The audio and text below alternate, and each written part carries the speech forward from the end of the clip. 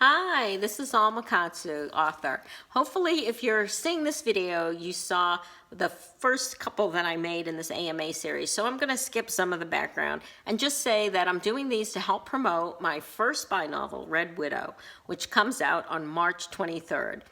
And, I found as a career intelligence officer that when people, especially outside of the Washington area, find out that that's what you did for a living, they're full of questions. So I thought it would be a fun way to promote my new book by asking readers to send me questions about what it was like to work in intelligence. And I'm going to be doing these videos and releasing 2 or 3 a week in the weeks running up to the book's release. So one question I had was, what do you say to friends when they ask you what you do for a living? And the reader who sent this in sent a very funny note because she knows somebody who's in intelligence and has noticed that it's kind of a difficult thing to handle. So I'm going to talk about it a little bit. I can't get into it entirely because, I can't really talk about classified things. I can't give away what we call sources and methods and how we do our business, in other words. And while this isn't exactly sources or methods, it gets into that gray area. So when I started in intelligence in 1982, I started with the National Intelligence Agency. The National Security Agency, which is famous for being very, very tight-lipped about the agency itself and its work for very good reasons. But at that time, they literally told you you could not tell anybody that you worked at NSA. And it was kind of a funny thing because it's a big agency and it's the biggest employer in the area where it's located.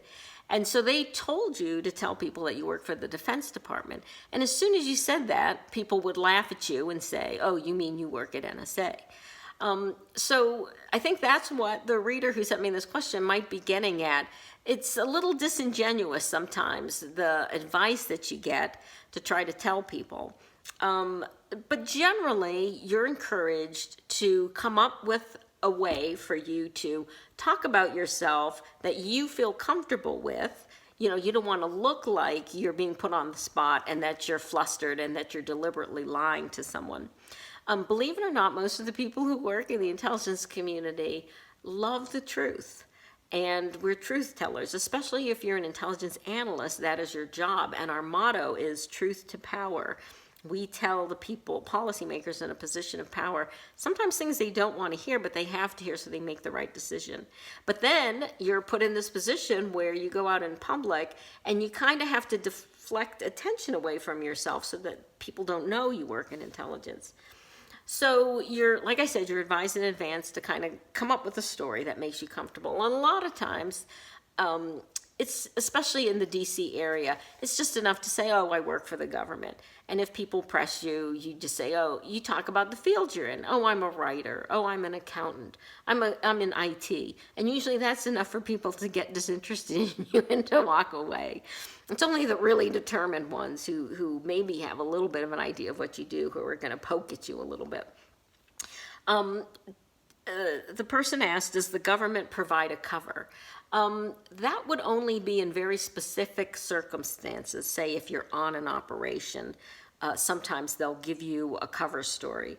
And a lot of times, really, you're not the kind of operation that they're going to make a movie about or write a book about, right? You just need to not be going out overtly as someone who works in intelligence. So you get a very thin veneer cover story. Again, I work for the Defense Department.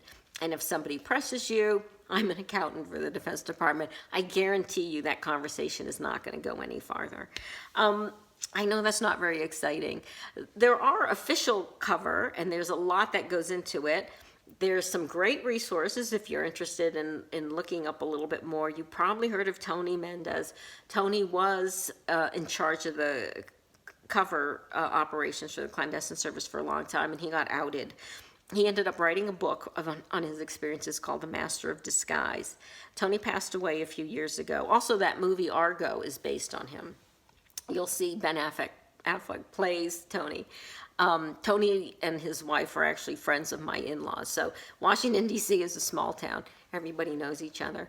Jonna, his wife, who also worked in the cover office, is still with us. And she also writes books. And if you go online, you go on YouTube, you can actually see her doing a couple videos where she talks about what covers like and all that sort of thing. So those are great resources if you're interested in finding out a little more. The last thing is, if you do have a friend in intelligence, don't needle them about their job in a public place, okay? It's just going to make their life difficult for them. They'll tell you as much as they can, but wait till they're retired. They'll be able to tell you a little bit more like I'm doing now.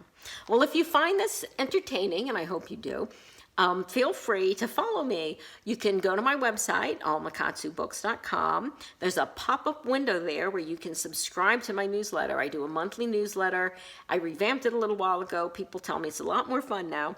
We have monthly contests and all kinds of great things. And if these videos are making you think of questions you would like me to answer, feel free to drop them in the comments. Like I said, I'm going to try to do 2 or 3 of these a week until the book comes out, or maybe even after the book comes out.